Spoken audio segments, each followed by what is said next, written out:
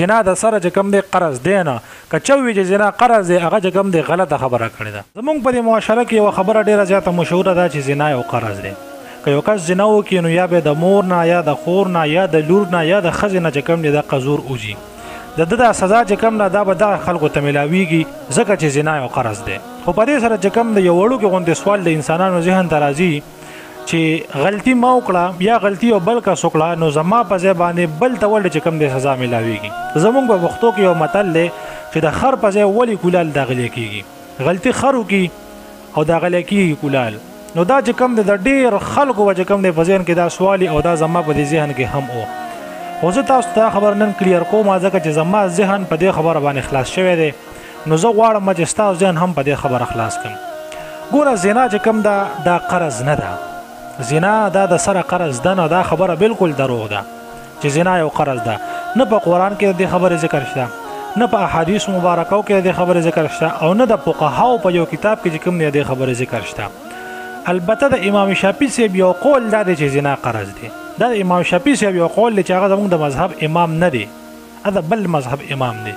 هغه دا خبره کړله چې زنا قرض دی. البته دا خبره چې کوم دی ضروري ده چې یو مور ته پته لګي چې زما دا زوی زنا کوي، یا چې کوم دی یو ښځې ته پته لګي چې زما خاوند زنا کوي، یا یو خور ته پته لګي چې زما دا رور زنا کوي، او دقه مور دقه ښځه یا دقه خور چې کوم دی دا خپل سړي نه منې کوي، دا خپل رور خاوند یا دا خپل زوی نه منې کوي او په دقه ورسره راضي وي، نو دا خبره د هغوی دپاره ده چې د دقه خلکو نه به چې کوم دی د دقې زنا زور وځي چې د قزوي یا د قپلار یا د قرور چې کوم دی د پردی زنانه سره کړې ده.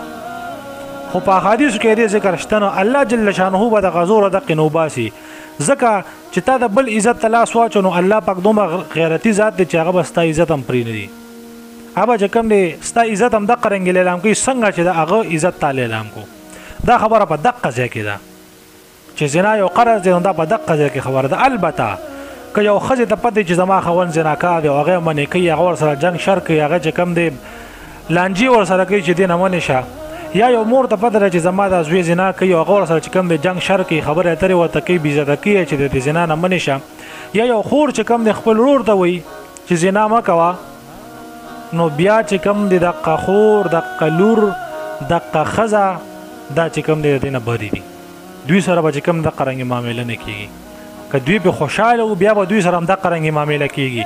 نور البته چې کوم دی زنا قرض نه ده، د خر په ځای کولال نه داغلی کېږي. د الله په عدالت کې انصاف ته انصاف، د الله په عدالت کې انصاف ته انصاف. بې انصافي نشته چې کار به یو کس وکړي او سزا به بل ته میلاویږي، دا پکې نشته.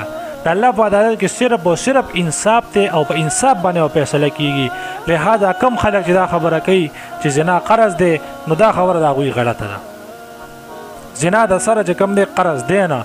که چوي چې زنا قرض دی هغه چې کوم دی غلطه خبره کړې ده. زنا قرض نه دی، دا حقیقت دی. زنا قرض د هغه چا لپاره دی چې هغه د خپل رور یا د خپل پلار یا د خپل زوی د هغه په زنا باندې چې کوم دی خوشحاله وي، د هغې ورته پته وي چې زما دا رور یا زما دا زوی دا کار کوي او هغه پرې راځي هغه ورته نه منې کوي. الله به دقې خلکو نه چې کوم دی زور وباسي.